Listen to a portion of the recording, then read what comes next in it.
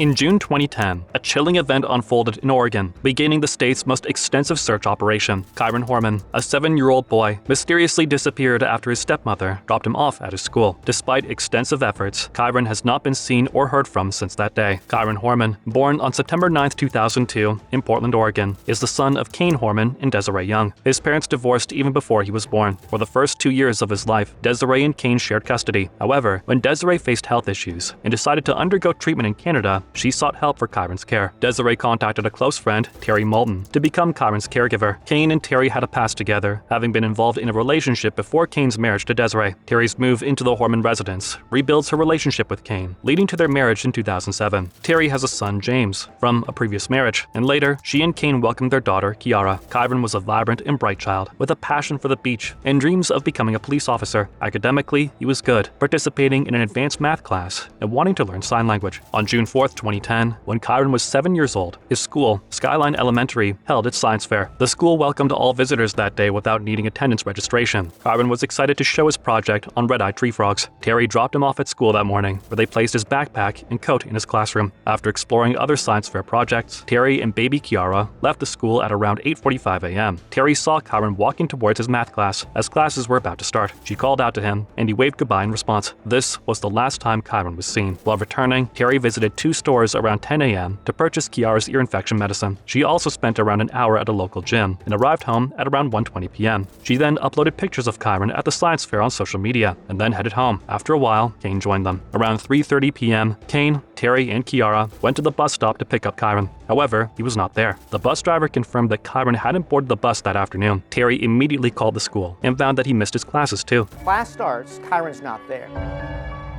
Kyron's nowhere to be seen.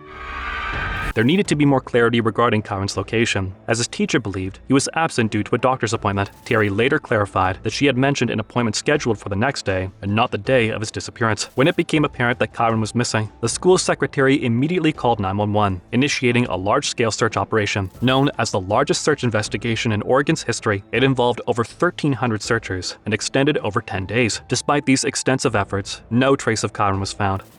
The search for Kyron Horman has now revealed accusations of a murder-for-hire plot, leading to the reclassification of his case from a missing person to a criminal investigation. As the investigation progressed, suspicion began to focus on Terry Horman. She was the only one who failed 2 polygraph tests. Further scrutiny of Terry's emails revealed negative sentiments towards Kyron, even blaming him for marriage problems. Moreover, just days after Kyron's disappearance, Terry told Desiree, "I loved your son," referring to Kyron in the past tense raised significant doubts about her. Further complicating matters, Terry had emailed a friend the day before Kyron disappeared, expressing her plan to leave her husband Kyron and take their daughter with her. Terry also struggled to provide police with a detailed account of her location during certain parts of the day of Kyron's disappearance. A significant cut on her leg further encouraged the suspicion. Suspicion also extended to Terry's friend Dee Spiker, due to her unaccounted absence for about 3 hours on the day of Kyron's disappearance. It was later revealed that Dee was working at a local nursery. 3 weeks after Kyron's disappearance, Kyron was informed by the police of an undercover operation at his home. The police revealed that the Horman's landscaper, Rodolfo Rudy Sanchez, had accused Terry of hiring him to murder Kyron. This plan was said to have been formulated in January, 5 months before Kyron disappeared. After receiving this information, investigators hired one of their undercover agents with an audio surveillance device to record a confession from Terry, but this did not bring any evidence for an arrest. When questioned by her attorney, Terry denied any such conversation with Sanchez. Following these revelations, Kyron filed for divorce and obtained a restraining order from the court against Terry. The divorce was finalized, with Terry receiving only supervised visiting rights for their daughter. In June 2012, Desiree filed a civil lawsuit against Terry, convinced of her involvement in Kyron's disappearance. The lawsuit sought to prove Terry's role in Kyron's kidnapping and demanded $10 million